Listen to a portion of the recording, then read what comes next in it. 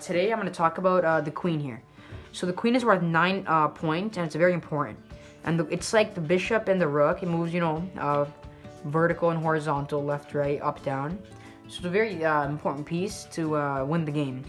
So with the queen, you can do many checkmates. So I'm going to name a few. So you can do the 4-move checkmate, the scholar's mate, like this. Queen out with the help of the bishop, defending it. Checkmate there. You can do another checkmate here with the knight, e4, pawn to e4, queen out, knight out, black moves, knight here, another checkmate with the queen. And then you can also do a checkmate with the rook. If you can somehow bring the rook out to around here, and then your queen can come out here. You can go for a checkmate there, but this one's a bit more difficult to bring the rook out there. And then in the endgame, you can also do a lot of checkmates with the queen here. But with the queen, you don't want to move it out too early in the game.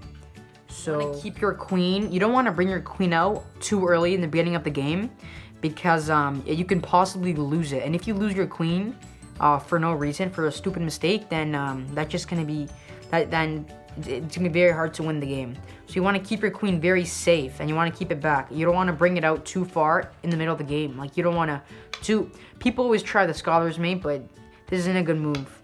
It can easily be blocked with pawn there, knight here, easily be blocked. So you don't want to bring the queen out too early in the game, because it's your most valuable piece worth 9 points. So now in this end game, it's a mid-game end game position.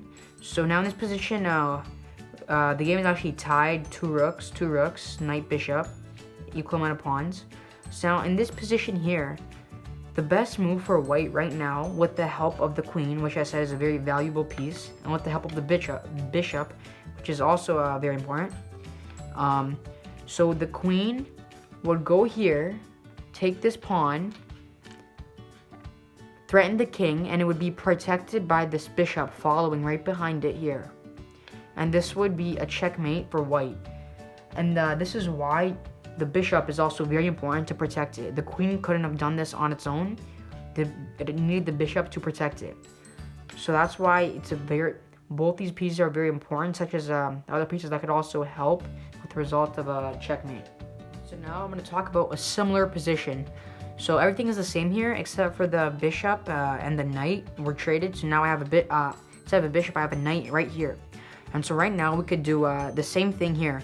So my queen here could go and take this pawn, and this is a very common checkmate, and it's very sneaky, because if black does not see the defending piece here, which is the knight, it will be a very lethal move. So now the queen threatened the king here, and it's being protected by the knight here, which is why you always need a piece protecting it in order for a solid move, for a good checkmate. And so, though you can do checkmates without other pieces protecting it, like let's say, okay. So let's say the queen is here. Let's say the rook is up here, knight's back here. Let's say the knight's right here. My queen is down here. I can also do a checkmate just with the queen. So now if my queen comes down here, king is trapped by these 3 pawns. Can't move here, can't move here. So this is also a checkmate, just with the queen. So you see, the queen is a very valuable piece. That's about it.